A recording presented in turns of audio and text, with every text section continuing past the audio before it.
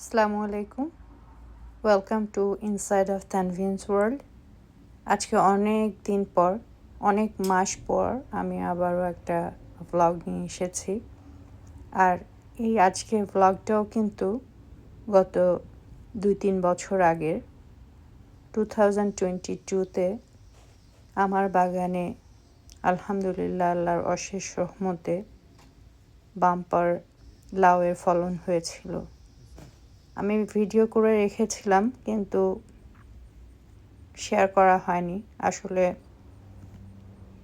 কেমন জানি আনইজি লাগে, মনে হয় যে নজর লাগবে। এখন এই জিনিসটা খুব ভয় হয় সব সময়, তাই আর ওভাবে শেয়ার করা হয় নাই।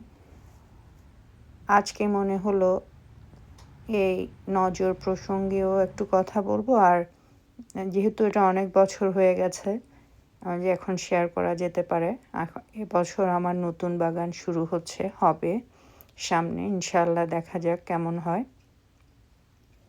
আলহামদুলিল্লাহ 22-তে অনেক ভালোভাবে অনেক লাউ আমি পেয়েছি, আমি খেয়েছি, আমার যারা বন্ধু বান্ধব আছে ওদের সাথে শেয়ার করেছি। এছাড়াও এত বেশি ছিল, আমি প্রসেস করে বিভিন্নভাবে আমি ফ্রিজে রাখতে পেরেছিলাম। আমি কিছু কেটে জিপলক করে এমনি রেখে দিয়েছিলাম, আমি কোনো ব্লাঞ্চ করি না।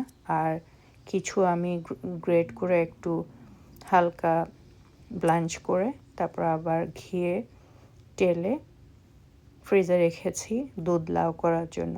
আলহামদুলিল্লাহ নিজের গাছের লাউ দিয়ে দুধ লাউটা অমৃতের মতো মজা হয়। আমার বাচ্চারাও খুব পছন্দ করে, তাই লাউ হলে অনেক সময় আমি বিশেষ করে এই ধরনের লাউগুলি দিয়ে দুধ লাউটা বেশি ভালো হয়।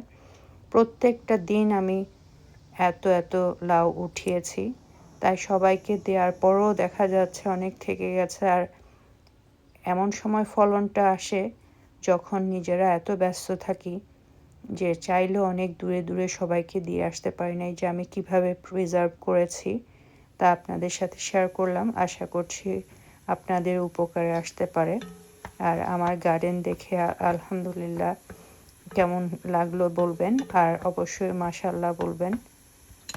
আসলে এই বছরের পরের বছরের এই চিত্রটা দেখাচ্ছি, ঠিক তারপর পরের বছর 23-তে আমার এই লাউ গাছে অনেক লাউ ফুল আসতো, কিন্তু একটা ফুলও ফল হয়নি শেষ পর্যন্ত। একদম শেষের দিকে এসে একটা মাত্র লাউ আমার বাগানে হয়েছে। আমিও প্রচুর শাক খেয়েছি, সবার সাথে শেয়ার করেছি, কিন্তু লাউ পাইনি। এই যে এই লাউটাই আমার সবে ধন নীলমণি 23-তে। 22-তে আমি এত লাউ পেয়েছি, প্রায় 40টার মতো লাউ, আর এখন অনলি 1। ওটা দিয়ে সেই জন্যই বললাম যে নজর জিনিসটা আসলে সত্য। ওটা আমি বিভিন্নভাবে ওটার প্রমাণ পেয়েছি, তাই এখন যে কোনো কিছু শেয়ার করতে ভয়ই লাগে। তা আশা করছি আপনাদের আমার এতদিন পরের এই বাগানের শেয়ারিংটা ভালো লেগেছে। আমি একটু রান্নাও শেয়ার করলাম, কীভাবে আমি লাউ রান্না করেছি। ইনশাআল্লাহ আবার কথা হবে। আল্লাহ হাফেজ।